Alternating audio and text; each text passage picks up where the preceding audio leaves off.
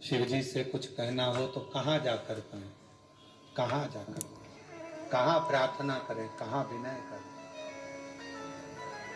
देवऋषि नारद जी ने कहा कि तुम जहां बैठो, तुम्हारा जहां मन पड़ जाए वहां बैठकर बालू के शिवलिंग का निर्माण करो, मिट्टी का शिवलिंग बनाओ, पार्थिव शिवलिंग बनाओ। पार्थिव शिवलिंग में बालू में मिट्टी में कण कण कण कण होते हैं। उन कंकर को जोड़कर, उन कण कण को जोड़कर अपने दिल की बात एक लोटा जल चढ़ाते समय उनसे प्रार्थना करो, विनय करो। ये दुनिया की सबसे बड़ी गलती है कि दुनिया के लोग भगवान को मंदिर में ढूंढने जाते हैं और अपने भीतर नहीं ढूंढते। ये दुनिया की बड़ी विचित्र रीति है। दूर के लोगों से फोन कर कर पूछते हैं चाची जी कैसी हो, और घर में बैठे हुए लोगों से पूछ नहीं पाते हैं कि तुम कैसे हो। ये दुनिया की बड़ी विचित्र रीति है। तीर्थ में भगवान को ढूंढते हैं, मंदिर में भगवान को ढूंढते हैं, पर अपने दिल में परमात्मा को ढूंढ नहीं पाते हैं। वो तुम्हारे भीतर बैठा हुआ है। एक कंकर उठाओगे, हाथ में रखोगे, दिल से उसको पूजोगे तो कंकर में भी एक ना एक दिन शंकर नजर आएगा और तुम्हारी कामना पूरी करेगा। शायद पूरी दुनिया का एक स्थान है कुबेरेश्वर धाम। पूरे विश्व में केवल एक भूमि है, कंकर शंकर की भूमि कुबेरेश्वर धाम, जहां कंकर को उठाकर शंकर देखा जाता है, जहां कंकर को बीन कर पूजन करी जाती है और कंकर में शंकर को देखा जाता है। और जिस कंकर को आप अपने घर पर लेकर जाते हो, अगर तुम्हारा विश्वास पक्का होता है तो एक ना एक दिन उस कंकर में शंकर के प्रतिबिंब का दर्शन तुम्हें होता जरूर है। ये निश्चित है। पूरे विश्व में एक भूमि है कुबेरेश्वर धाम। इसलिए कभी मौका मिले, तुम्हारे परिवार के लोग, तुम्हारे घर के लोग अगर तुमसे कहें कि मम्मी कहाँ जाना चाहोगी, पापा कहाँ जाना है, बहन कहाँ जाना है, तो एक बार तुम्हारे मुख से निकलना चाहिए कि मुझको एक बार सीहोर कुबेरेश्वर बाबा के धाम ले चल, उस भूमि पर मुझे भी कंकर की पूजन करना, वो भूमि पर मुझको भी लेकर चल, वहां मुझे कंकर शंकर की पूजन करना। वो साधारण नहीं, वो सहज भूमि नहीं है। भूमि पर जो आया है खाली नहीं गया। चर थल चर वायु चर, ऐसे ही जीव जंतु पशु पक्षी की योनियां प्राप्त करते रहे।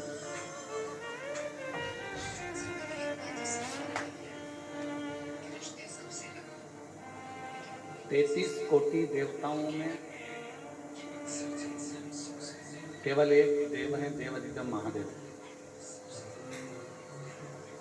भगवान शिव, त्रिकालदर्शी कैलाशी अविनाशी शंकर।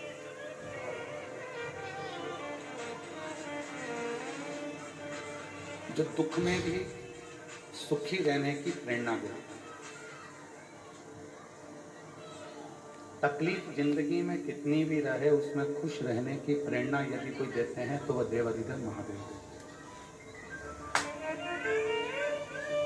कंठ में विष भरा हुआ है तो भी उनके चेहरे पर प्रसन्नता।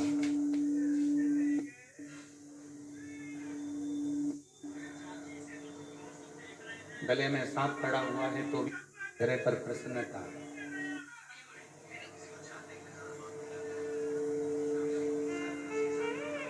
राधे तुमसे एक करूँ बुरा,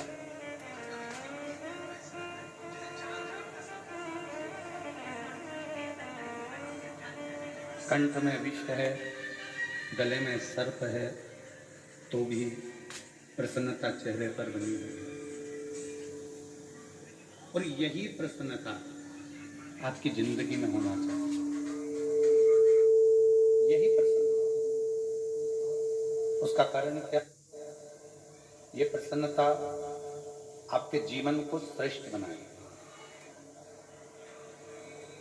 कोई आपको कितने भी नंबर दे कि हमारी निगाह में आप ऐसे हो, हमारी निगाह में आप वैसे हो, आप ऐसे हो, आप वैसे हो, उससे कोई मायना नहीं रखता। कोई आपको चोर कह दे, कोई आपको साहूकार कह दे, वो भी मायना नहीं रखता। कोई आपको ताना दे दे, गाली दे दे, आड़ा टेढ़ा बोल दे, वो भी मायना नहीं रखता। मायना क्या रखता है कि आप अपनी निगाह में अपने आप को क्या समझते हैं, आप अपनी दृष्टि में कितने श्रेष्ठ हैं।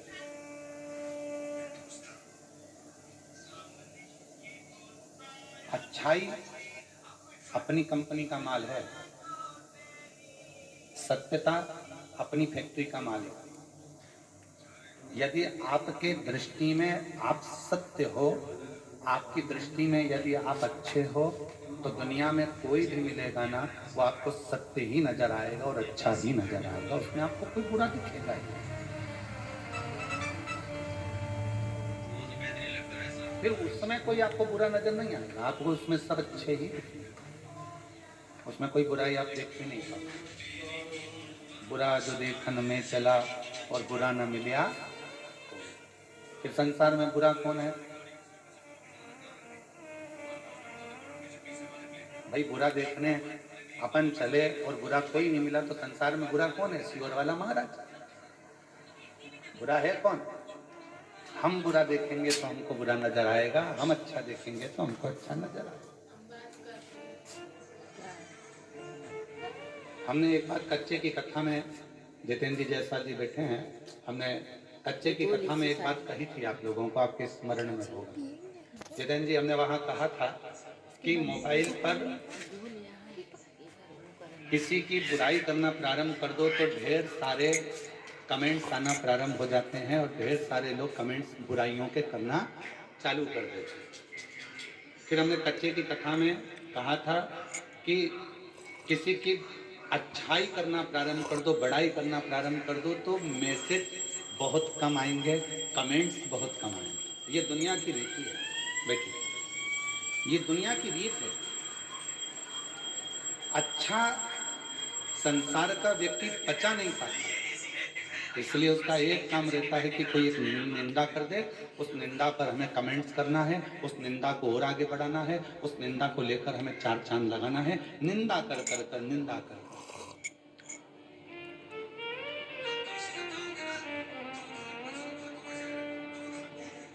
कहीं से ऐसा मालूम पड़ जाए कि इसकी निंदा करना है, बस वो निंदा को लाकर अपने को निंदा करना प्रारंभ करना है और जनमानस में उस निंदा को देखा। क्यों?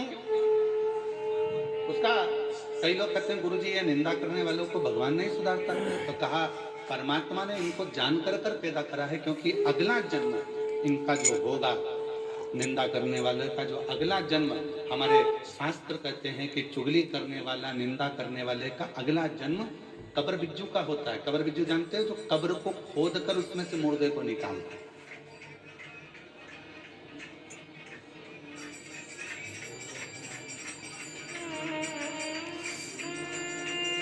कोई श्रेष्ठ कर्म करा है।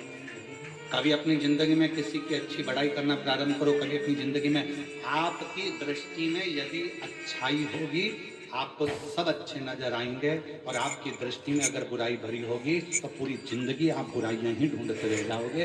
चाहे अपने मोहल्ले में ढूंढोगे, मोहल्ले में बुराई ढूंढते ढूंढते थक जाओगे तो कॉलोनी में बुराइयां ढूंढोगे, परिवार में बुराइयां ढूंढोगे, परिवार में नहीं मिलेगी तो फिर सब दूर बुराइयां ढूंढते ढूंढते जब अपना गांव कम पड़ जाएगा तो दूसरे क्षेत्र में, दूसरे गांव में, दूसरे शहर में बुराइयां ढूंढना प्रारंभ। पर अच्छाई आपके पास में ग्रहण नहीं करना। महाराज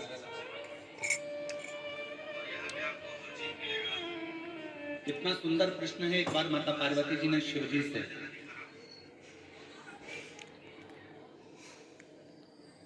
मां गंगा के घाट पर एक प्रश्न किया।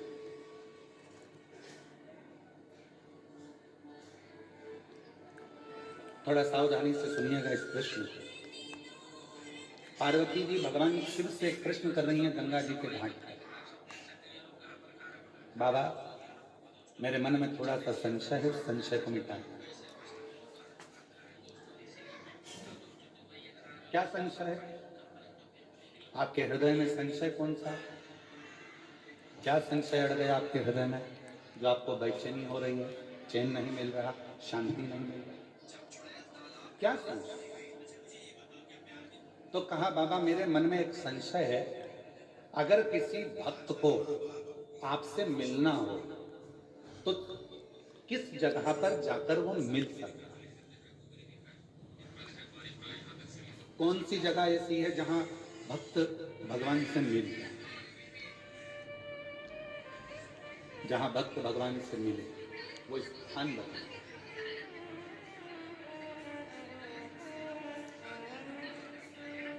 जैसे अपन कहते हैं ना कि अगर आपसे मिलना हो तो आपका पर्सनल नंबर कौन सा है?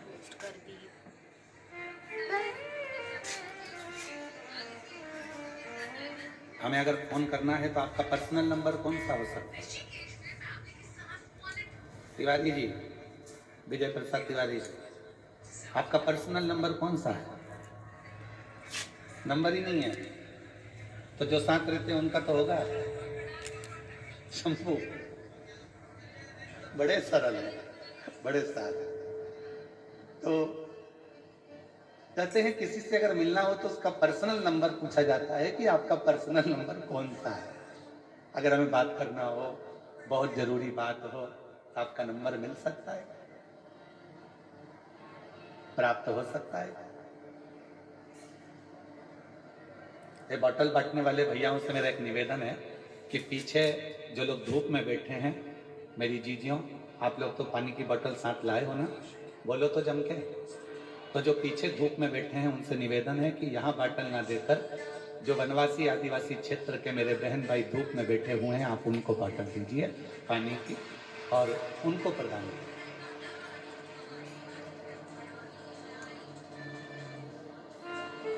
शिव कृपा कर, भगवान शंकर की कथा करें।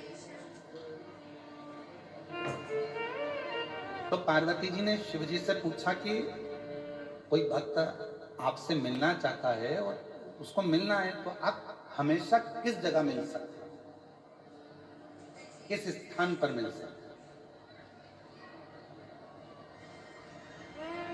कोई पर्सनल नंबर आपका दीजिए जिससे हम बात कर सकें। तो कब वो कौन सी जगह है, कौन सा स्थान है जहां शिव तुरंत मिल सकते हैं? फिर पार्वती जी ने कहा कि आप कैलाश पर मिल सकते हो। तो भगवान शंकर ने कहा कैलाश पर मिल तो जाऊंगा, मना नहीं है मिलने के लिए, पर बात इतनी सी है, जिसके पास में पैसा होगा खर्चा कर कर, जिसका शरीर सही चल रहा होगा मेहनत कर कर तो कैलाश तक पहुंच जाएगा। पर जो बेचारा गरीबड़ा है, साधारण है, तो उसके पास पैसा भी नहीं है, जाने आने का साधन भी नहीं है, वो कैलाश पर कैसे पहुंचे? वो कैलाश पर्वत तक कैसे पहुंचे? तो पार्वती जी ने कहा फिर आप क्या केदार पर मिल जाओगे? शिव जी ने कहा मैं केदारनाथ में भी मिल जाऊंगा, पर दिक्कत इतनी सी है कि वहां पर आने के लिए भी शरीर पूरा अच्छा चाहिए और थोड़ा सा धन चाहिए, तो वहां भी मैं मिल जाऊंगा। पर गरीब कैसे पहुंचे? ये जो अपना वन नहीं छोड़ सकते, ये अपना आदिवासी वनवासी क्षेत्र के जो भक्त हैं, आदिवासी वनवासी क्षेत्र के जो मेरी बहन हैं, आदिवासी वनवासी क्षेत्र के मेरे जो जीजा हैं, जो मेरी बेटियां हैं, बेटे हैं, जो मेरे बुजुर्ग माँ बाप हैं, वो अपना वन नहीं छोड़ सकते, जो अपना जंगल नहीं छोड़ सकते, वो आपसे कैसे मिले? वो केदारनाथ भी नहीं जा सकते, वो कैलाश धाम भी नहीं जा सकते, वो विश्वनाथ भी नहीं जा सकते, वो सोमनाथ भी नहीं जा सकते, वो अमरनाथ भी नहीं जा सकते।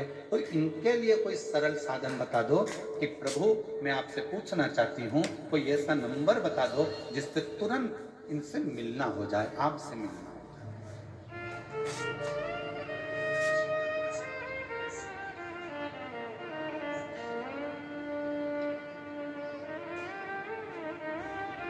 कोई ऐसा नंबर महाराज?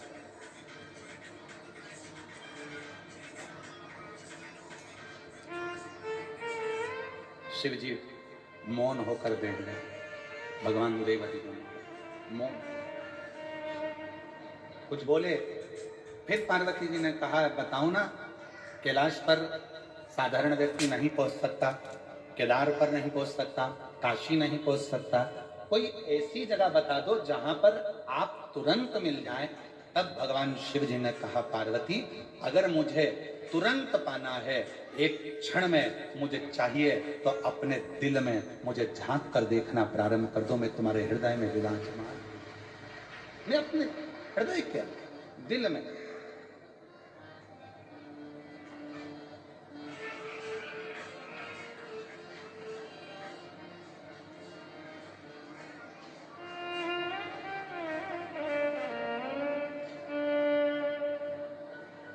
बस वही मुझे एक जरूरी काम भोला का, और मैंने ढूंढा देश तमाम भोला का। कहाँ मिलेगा, कहाँ मिलेगा, कहाँ मिलेगा, कहाँ मिलेंगे, कहाँ मिलेंगे, कहाँ मिलेंगे, मुझे एक जरूरी काम भोला का। मैंने ढूंढा देश तमाम भोला कहाँ मिलेगा, मुझे एक जरूरी काम भोला कहाँ मिलेगा, कहाँ मिलेगा, कहाँ मिलेगा, कहाँ मिलेगा, कहाँ मिलेगा, कहाँ मिलेगा। मैंने ढूंढा देश तमाम भोला कहाँ मिलेगा, ओ मैंने ढूंढा देश तमाम भोला।